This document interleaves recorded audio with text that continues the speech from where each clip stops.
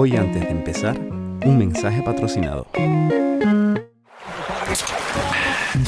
Los ritmos de este verano comienzan en la playa de la Concha del Cotillo con Fuerteventura en Música 2024. Viernes 5 de julio, La Plazuela, Iseo and the Sound, Green Valley, Francisco el Hombre, Supaguaya, sábado 6, SFDK, Sistema Solar, Balkan Paradise Orquesta, Ann Cosmos y Julia Rodríguez. Para completar la noche tendremos la sesión de DJ Chic y la fiesta continúa con la programación del FEM de día en el pueblo. Prepárate a vibrar con el FEM 2024, donde la música y la naturaleza se unen en un fin de semana inolvidable. Sigue las redes Fuerteventura en Música y entérate de todo. Organiza el Cabildo de Fuerteventura. Colabora el Ayuntamiento de La Oliva. Saludos, nos encontramos en el Hotel Mirador de Fuerteventura, a pocas horas de que inicie el ciclo Voces desde la Frontera, que coordina, como saben, magistralmente el periodista majolero Eloy Vera. Hoy tenemos a los protagonistas. Ellos son Agus Morales, es cofundador de la revista 5W, premio Ortega y Gasset, también director de la revista. Agus, de verdad, un placer tenerte aquí en Fuerteventura. ¿Qué tal? Encantado. A su lado está también Ana Suriñac, catalán. Sí. Es fotógrafa, también cofundadora de la revista, además de editora, y son los autores del libro que hoy se va a presentar en el ciclo, como decimos, y la obra se titula No somos refugiados. Está escrita hace 6 años, pero por desgracia sigue muy vigente en la actualidad. Cuéntenos un poco cuál es la narrativa, tanto en lo que es la parte escrita como la parte también de la imagen. Sí, pues no, como comentabas, este libro se publicó en 2017 y ahora se ha hecho una reedición en el Círculo de Tiza. Y lo que hemos hecho básicamente es añadir un texto, que es una crónica de Túnez, y también a actualizar datos, etcétera, y una nueva cubierta. Y esta obra básicamente es un viaje a muchos lugares del mundo en el cual hay población refugiada, en el cual explicamos su situación y sobre todo es una panorámica global, en el cual yo creo que la tesis principal es que el asilo cada vez más, en lugar de ser un derecho, que es lo que se supone que es un privilegio, ¿no? Y bueno, yo hago algunos textos aquí en este libro y luego lo más importante, las fotografías que hace Ana, muchas de las cuales hemos hecho en los viajes que hemos efectuado juntos. Que ayudan a que esa narrativa sea más potente, ¿no? Cómo se traslada lo que se vive captando, son imágenes. Yo no sé si por ser periodista es más fácil lo de escribir y contar, tienes más posibilidades con más palabras, pero ponerte también detrás de la cámara y en un solo instante, con una sola imagen, poder dar fuerza a la palabra, ¿no? Sí, yo soy más partidaria de que, y es lo que también se intenta en la selección de imágenes del libro, que estas imágenes que aparecen o con las que trabajamos cuando trabajamos juntas, que generen muchas preguntas, ¿no? No soy muy partidaria de que las imágenes tengan que eliminar al texto, ninguna imagen valga más que 1000 palabras, al contrario, creo que las imágenes tienen el poder de generar esas preguntas para que te den ganas de saber más y de poder leer este libro, ¿no? Porque al final ojalá pudiésemos entender la complejidad de lo que significa el refugio con una imagen, pero eso no es así. Estar informado requiere mucho esfuerzo y las imágenes yo creo que lo único que pueden hacer es incitar a la lectura y generar esas preguntas necesarias. ¿Cuánta gente hay ahora mismo en el mundo moviéndose, movilizándose, buscando un lugar mejor donde vivir? Aproximadamente el 3% de la población mundial, ¿no? Ese cálculo que se hace, es un cálculo muy a grosso modo que se hace sobre la población que está en movimiento, ¿no? Y después más en concreto sobre la población desplazada a causa de la violencia, que quizá este libro se centra sobre todo en este segmento, aunque también un poco en otro, pero sobre todo en este. Son unos 120 millones de personas según la Agencia de la ONU para los Refugiados. Esto incluye a personas desplazadas dentro del mismo país y a personas refugiadas. Es un número importante que ha ido creciendo con los años. Desde que se publicó el libro yo pienso que prácticamente se ha doblado. No llega a doblarse, pero ha aumentado en unos, yo diría que 50 millones de personas. Sé que las cifras son importantes, que también nos hacen pensar sobre qué está ocurriendo en el mundo, pero a la misma vez también me gusta trasladar el mensaje de que se puede acoger a esas personas, es decir, son decenas de millones de personas. Ahora hemos visto hace poco como, debido a la guerra de Ucrania, millones de personas han huido, han sido acogidas. En otros lugares del mundo no se ha hecho así. y creo que pese a que ese número de personas sigue creciendo, aún es posible, y si hay voluntad política y popular, se les puede dar acogida. Y ya se hace, de hecho, en muchas partes del mundo.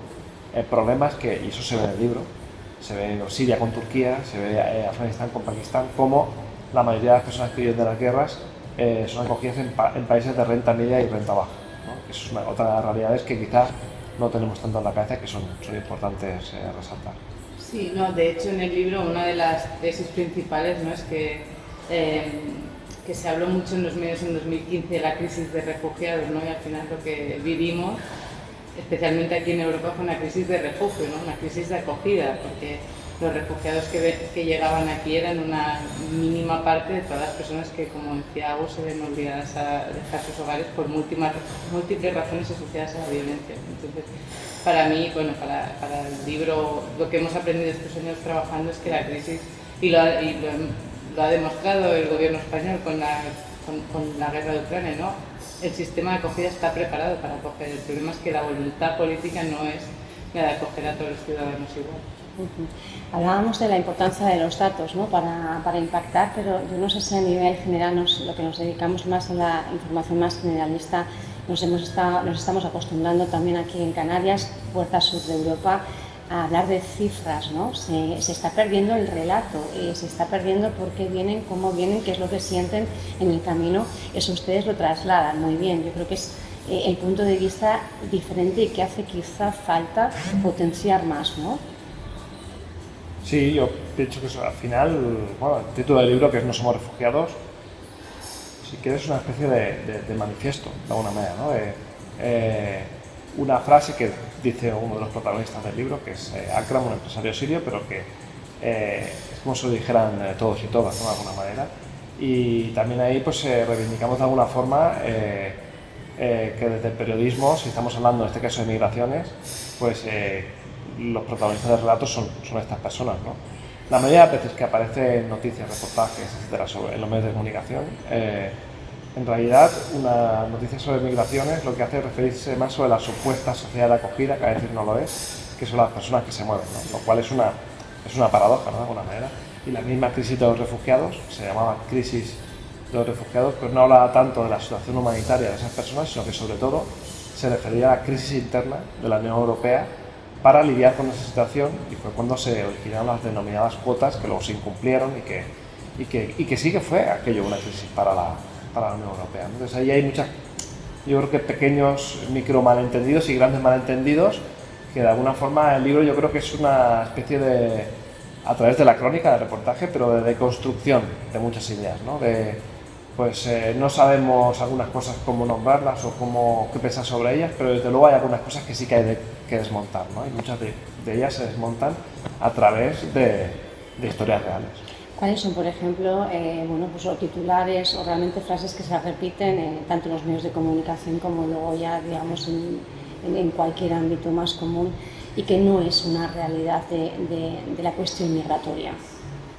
Bueno, el problema, yo no creo que sean frases que se repiten, que también, porque determinados medios de comunicación utilizan mucho palabras como avalancha, asalto a la valla, ¿no?, todos estos términos que suenan a amenaza, sino también, como preguntabas al principio, la manera, ¿no?, de informar, ¿no? O sea, al final es mucho más fácil ir a los puertos, y nosotras mismas lo hemos hecho, ¿no?, y estar dando cifras, ¿no? O sea, decir hoy han llegado 300, mañana han llegado 400, y hacer una fotografía donde se vean 200 personas en un muelle, que depende cómo hagas la fotografía, te parece que son muchísimas y que eso no va a poder gestionar nadie, ¿no? Entonces, esa sensación que se crea de informar siempre de la misma manera es la que produce esta ansiedad en la sociedad, ¿no? Y yo creo que al final la sociedad no es solo la culpable de esta ansiedad, también la manera como se está informando, ¿no? Pero libros como No somos refugiados son fruto de 10 años de trabajo, ¿no? Y al final, pues,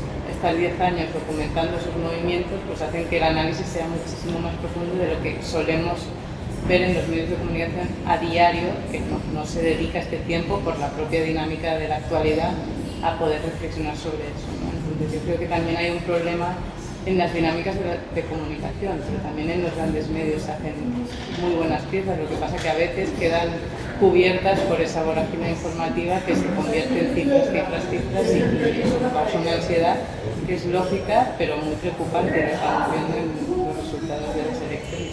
Claro, a eso iba yo. Estábamos hablando de movimientos migratorios en todo el mundo, pero estamos viendo que nuestra Europa es cada vez más esa Europa fortaleza inaccesible y además, bueno, pues estamos viendo que la política también se está radicalizando en ese sentido, ¿no? El resultado de las últimas elecciones europeas no sé si dan mucho lugar a la esperanza. ¿Qué análisis hacen, qué valoración con realmente, bueno, pues cómo se está construyendo a Europa o cuáles son los movimientos más potentes ahora mismo en Europa? Bueno, las últimas 2 décadas es el periodo en el cual realmente se ha construido de forma más importante esa fortaleza de Europa. Eso, entre otras cosas, significa que Europa cada vez más se constituye como un proyecto negativo, en lugar de propositivo o positivo también. Las piedras con las cuales se construye esa fortaleza europea son legislaciones, como el reciente Pacto sobre Migración y Asilo, y yo creo que lo peor de todo esto es, por supuesto, las consecuencias sobre las personas que intentan llegar a Europa, pero también el hecho de que ya han pasado 2 décadas y vemos que no funciona. No funciona porque lo que se hace es construir una fortaleza y dar las llaves de esa fortaleza, en este caso a Turquía, Marruecos, a la última acuerdo que se hizo con Túnez, etc. Se fortalecen en muchas ocasiones, en vez de las democracias, estados autoritarios o se favorece el autoritarismo. Es un sistema que, pese al cual, las personas siguen llegando. En mayor o menor medida, depende del año, depende de muchos factores, pero siguen llegando. Es decir, que no sirve para cerrar todas las rendijas, que es lo que algunos desearían. Y sobre todo, causa miles de muertes cada año, que es algo que creo que hemos normalizado, que tiene mucho protagonismo en el libro también, toda esta parte, pero que cuando pasen unas décadas quizá miraremos atrás y nos daremos cuenta de lo que se convirtió el mar, el Mediterráneo, pero también aquí también por la ruta atlántica, ¿no? que es, bueno, hay gente que dice pues es una fosa común, ¿no? Y al final la realidad sí que es que solo el fondo del mar sabe cuántas personas han muerto, ¿no? Y bueno, pues pienso que es una realidad que no hay que olvidar y creo que lo más peligroso es pensar que eso es inevitable, pensar que eso es natural. No, eso no es una catástrofe, es algo que es provocado y que, sobre todo, que se puede cambiar. ¿Cómo se puede cambiar? ¿Cómo sería? Claro, el mensaje es primero trasladar, si me gustaría que nos contaran en primera persona algún episodio, qué aprendizaje han tenido en contacto con todas esas personas en movimiento y segundo, cómo se puede cambiar esta realidad que, como decía usted, llevamos 20 años y no están mejorando las cosas. Yo el cómo siempre digo que si supiese cómo no sería periodista seguramente. O sea, al final yo creo que nuestra función es contar lo que está pasando, intentar dar las claves para hacer un análisis un poco más profundo y dejarlo ahí, ¿no? Porque el cómo se puede cambiar está claro que como se está haciendo ahora, como se está gestionando a nivel político y a nivel informativo y también nosotras, el libro salió en 2017, hemos seguido trabajando en muchos movimientos de población y yo cada vez más, empecé en 2011 a documentar movimientos de población, tengo más dudas de si lo estamos haciendo bien, ¿no? Porque el resultado es que la opinión pública va absolutamente en contra, ¿no? Entonces, como periodistas también tenemos una responsabilidad y ahí sí te puedo contestar, ¿no? Como periodistas, pero como sociedad o a nivel político, ¿cómo cambiar eso? Es tan complejo el fenómeno, hay tantas partes implicadas, ¿no? Que al final las personas que se mueven son el último eslabón de todo lo que significa las migraciones a nivel mundial. No sé si tienes mejores Ah, tú te veías más optimista, Agus. No, pero no, como dices, es verdad que evidentemente pues nosotros somos periodistas y en ese sentido ojalá tuviéramos una varita mágica, ¿no? Para que eso cambiara, pero sí que lo que decían muchas organizaciones, expertos, etcétera, es en que si hay vías legales y seguras, esas personas no tienen que jugarse la vida del mar, ¿no? Para concretar más en nuestro ámbito, ¿no? Y, bueno, por ejemplo, pues, en muchas de las historias que aparecen en el libro, ¿no? Pero sobre todo en concreto la la de Eulet, que es un adolescente somalí que conoció un barco de rescate del Mediterráneo, que tenía 15 años y que, bueno, al llegar él había sido torturado en Libia. Y yo siempre reivindico la importancia de hablar con las personas como periodista. Y esta es una de las historias que más recuerdo, y curiosamente yo no puedo hablar con él porque prácticamente no podía hablar, estaba muy débil. Y cuando el barco ya iba hacia Italia, él mismo se desplomó y falleció allí mismo.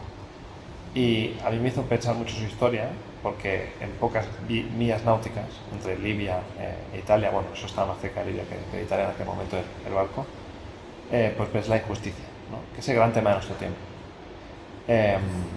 Y desde luego, si existieran vías legales y seguras para que esas personas puedan moverse de un lugar a otro, como ya lo hacen, de hecho, la mayoría de esas personas, por ejemplo, dentro de África, de un país a otro, ¿no? ¿Qué existen? Pues existen visados, existen otras fórmulas, ¿no? Entonces, cuando hay un movimiento, yo quiero ir a un sitio, no puedo, no me dan visado, entonces se buscan otras maneras. Es cuando se fomenta el hecho de que puedan venir de forma irregular, y es cuando también se fomenta, que es otra paradoja, el tráfico de personas, ¿no?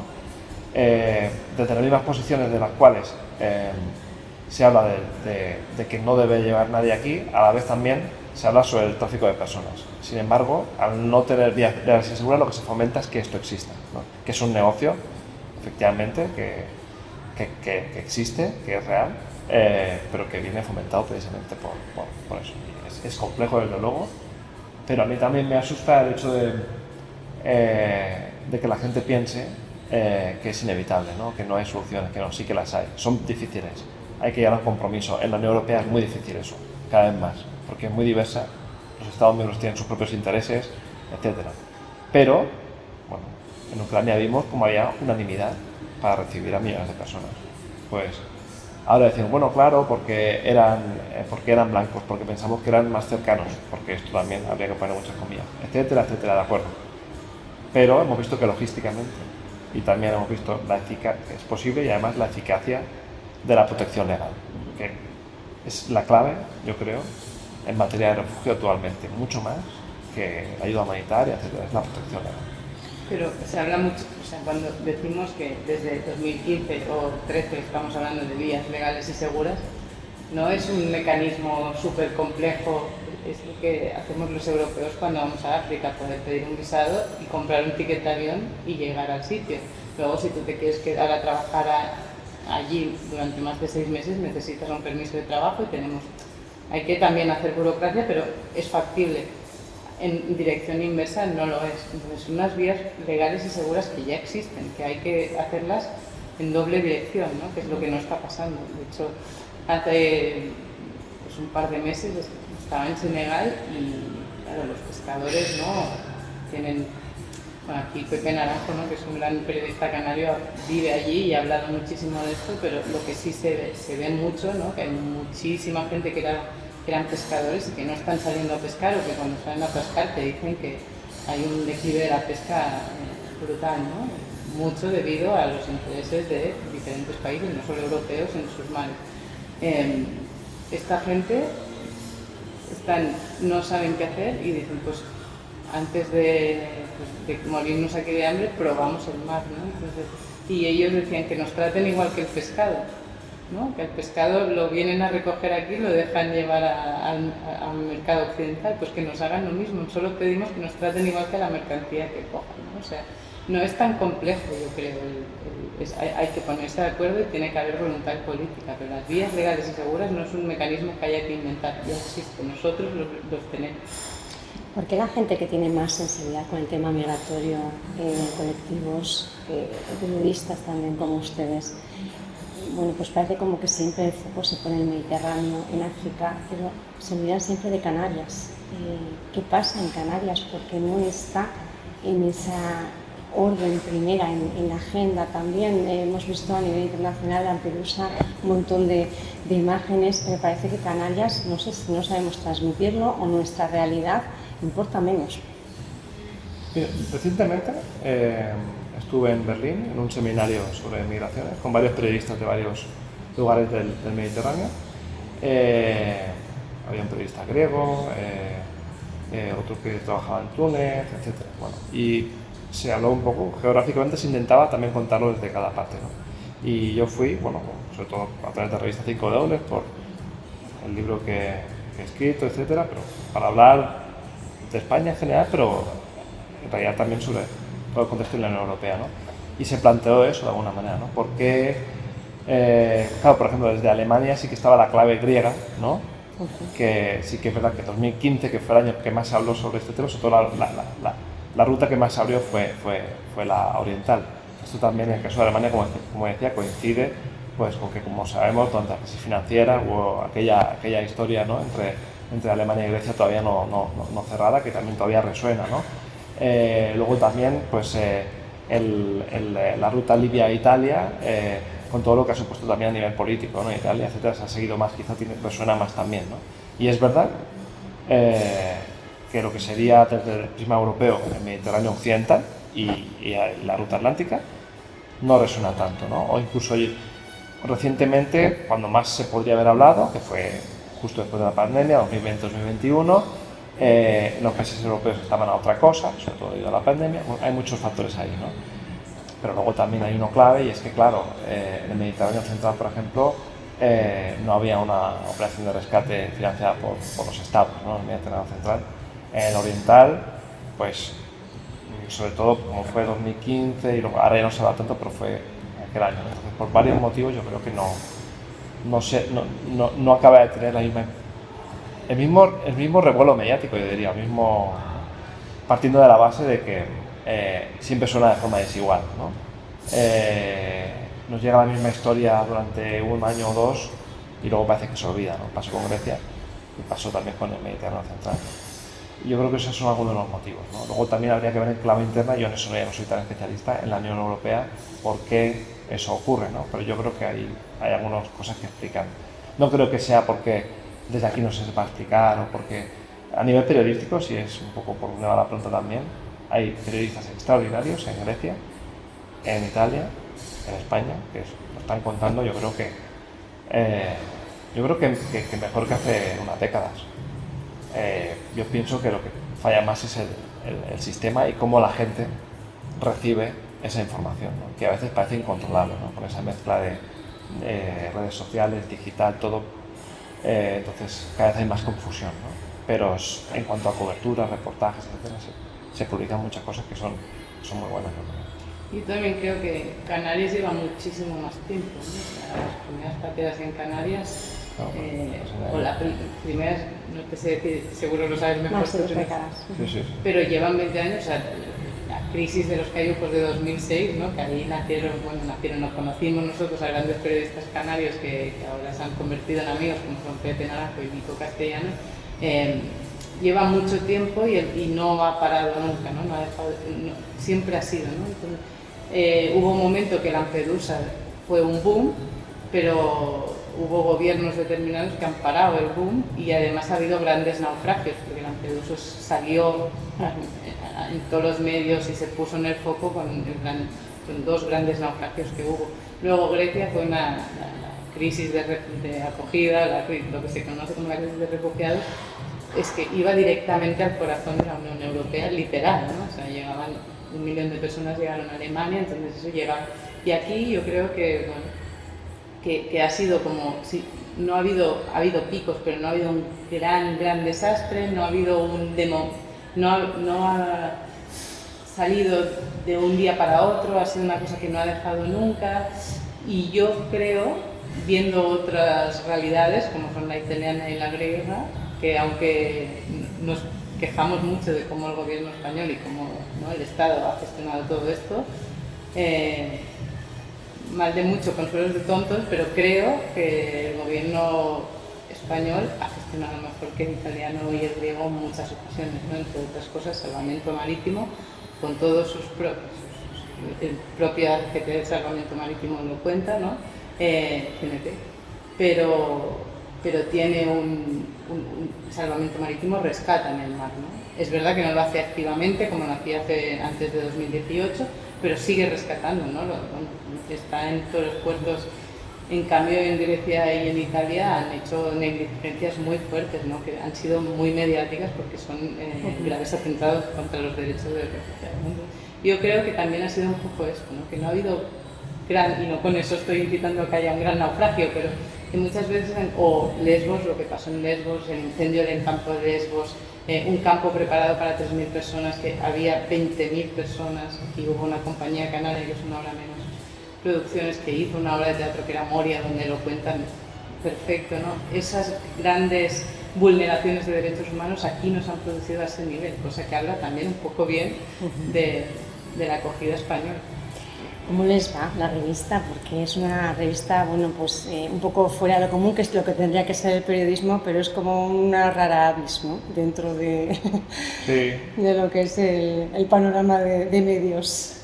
Bueno, ahora mismo tenemos aproximadamente 4.200 personas que están suscritas a la revista.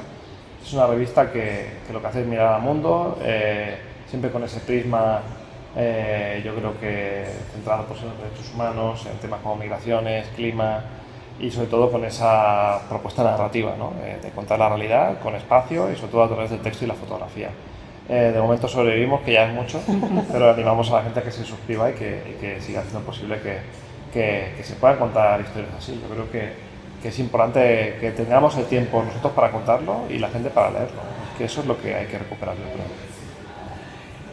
Yo quería preguntarles también, no sé si quieres responder a esa pregunta, pero sí quería preguntarles y finalizar con si queda esperanza. ¿Hay esperanza de un cambio? ¿Hay esperanza de un mundo mejor? ¿Hay esperanza de que las cosas puedan cambiar? A mí me pide, o sea, estoy en un momento muy pesimista de esto, pero sí creo que sigo creyendo en el periodismo, ¿no? O en la capacidad de narrar historias o en la única arma que tenemos nosotros para intentar que haya esperanza, ¿no? Ahora mismo la situación que estamos viviendo en Europa es preocupante. La migración es uno de los temas principales. Los mensajes que nosotros intentamos pasar ya a veces sentimos que están caducados, ¿no? Y que es como cómo renovar eso, cómo puede ser que...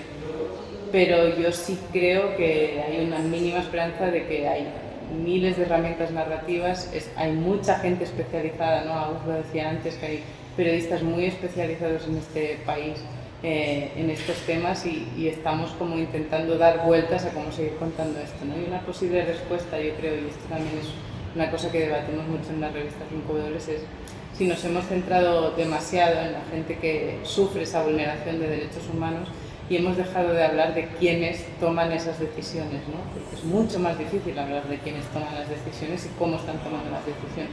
Pero quizás así se movilizaría mucho más la ciudadanía, ¿no? Y no jugaríamos a que debatamos entre gente a los cuales se nos están vulnerando los derechos día a día, ¿no? Hay que mirar hacia arriba y no tanto hacia abajo. Qué buena perspectiva. Agus. Sí, bueno, de hecho ya lo hablaremos, pero mi próximo libro va un poco por ahí. Saldrá en otoño, espero, y va en la línea de Nos hemos refugiado.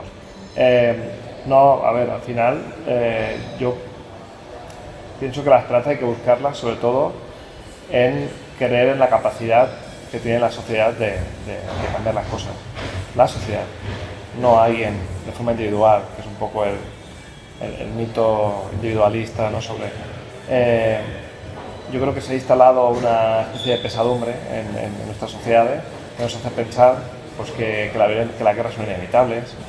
Lo que está pasando en Gaza, por ejemplo, es inevitable, que las guerras están ahí porque es intrínseca al ser humano, y tenemos que fijarnos en los episodios de la historia que nos han demostrado que eso no es así y que hay formas de detener la violencia y sobre todo pensar, por ejemplo, por pensar en una cosa concreta que cambie las cosas, en los procesos de paz, que tan a menudo fracasan, y si se celebrara la paz tanto como se condena la guerra, pues creo que es algo en lo cual habría que centrar mucho más esfuerzos. Y creo que hay muchas cosas que podemos pensar, o que se pueden pensar, o que se puede presionar para que se piense desde las instituciones, que pueden hacer que haya cosas que cambien, y van a cambiar muchas cosas, que está claro. Hay un cambio demográfico en el mundo, hay cambios de poder y va a haber cambios sociales. Algunos serán a peor, ya estamos viendo muchos, pero hay otros que van a ser a peor. Y al final la historia es un péndulo. Y es verdad que estamos en un momento que todo nos hace prever que el péndulo va hacia ese lado, ¿no? Pero hay que hacer un poco de fuerza para que el péndulo vuelva hacia el otro lado.